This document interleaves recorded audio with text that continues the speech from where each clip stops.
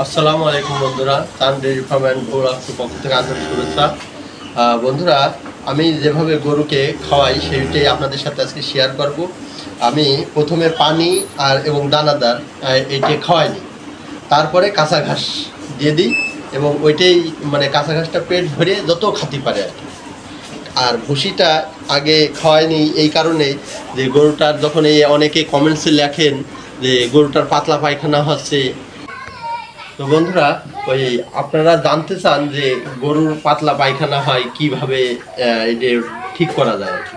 তো বন্ধুরা, যখন আমরা কাঁচা ঘাস, এই দেখুন আমার এই যে প্রচুর কাঁচা ঘাস আছে, এই প্রচুর কাঁচা ঘাস আমার মাঠে আছে, আমি কাইটে নিয়ে আসি। আমি বেশিরভাগই কাঁচা ঘাস খাই এবং দানাদারটা যতটুকু পারি কম দেওয়ার চেষ্টা করি, মানে শরীর অনুযায়ী একটু কম, মানে যেতে ডায়ামিটারের একটা হিসাব আছে, তো সেই হিসাবে আমি খাওয়াই। এইটার হিসাবটা আপনাদের সাথে আমি পরে শেয়ার করব।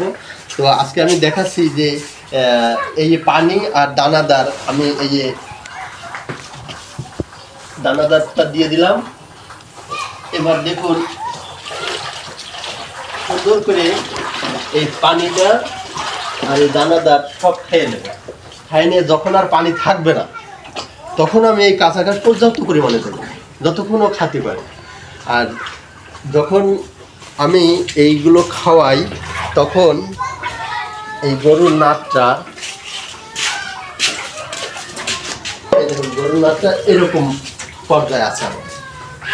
এই শক্তও না, আবার একেবারে নরম তাও না।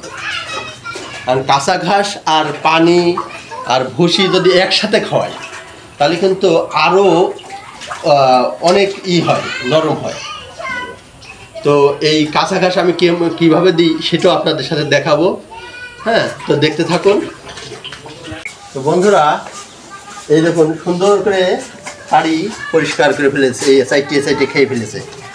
হ্যাঁ, এইভাবে এখন আমি ঘাস, পর্যাপ্ত পরিমাণে ঘাস দিয়ে দেবো।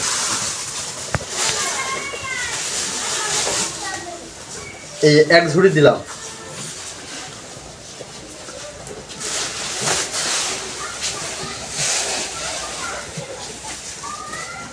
এই যে 2 ঝুড়ি দিলাম,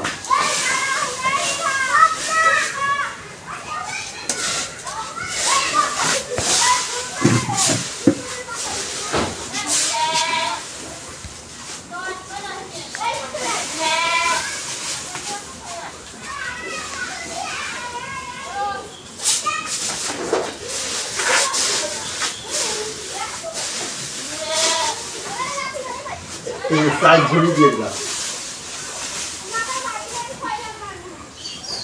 এক ঝুড়িতে 5 কেজি করে ঘাস ধরে, তাহলে 4×5 = 20 কেজি ঘাস। আনুমানিক 2-1 কেজি এদিক ওদিক হবে, আনুমানিক ধারণা যে 20 কেজি আমি ঘাস দিলাম। এই 20 কেজি ঘাস খাবে এবং শুধু ঘাসই, কোনো বিচেলি না। আর এই যে পানি দিয়ে কীভাবে ভুসি খাওয়ালাম দেখে নিলেন। আর এই পানি আলাদা, ভুসি আর পানি একসাথে, আর কাঁচা ঘাসটা আলাদা। এইভাবে খাওয়ালে আমি যেহেতু কাঁচা ঘাসটা বেশি পরিমাণে খাওয়াচ্ছি, তার কারণে গোবরটা একটু নরম থাকে। তারপরেও আমি ওই কুদাল দিয়ে উঠাই ওই জায়গায় এক জায়গায় রেখে দিই। হ্যাঁ, আর একেবারে পাতলা হয় না। এর জন্যে আপনারা যদি পারেন এইভাবে খাওয়ানোর চেষ্টা করবেন, ইনশাআল্লাহ এরকম পাতলা হবে। আর যদি একেবারে পাতলা পায়খানা যদি হয়, সেটার হিসেব আলাদা, সেটা হলো ডাক্তারি প্রক্রিয়ায় যাওয়া লাগবে। তো আজকে এই পর্যন্তই। আর কিভাবে ডায়ামিটার হিসেব করে খাওয়ানো লাগে, এটা আরেকটা ভিডিও আপনাদের আমি দেখাবো। ইনশাআল্লাহ আজকে এই পর্যন্তই। ভালো থাকুন, সুস্থ থাকুন, আল্লাহ হাফেজ।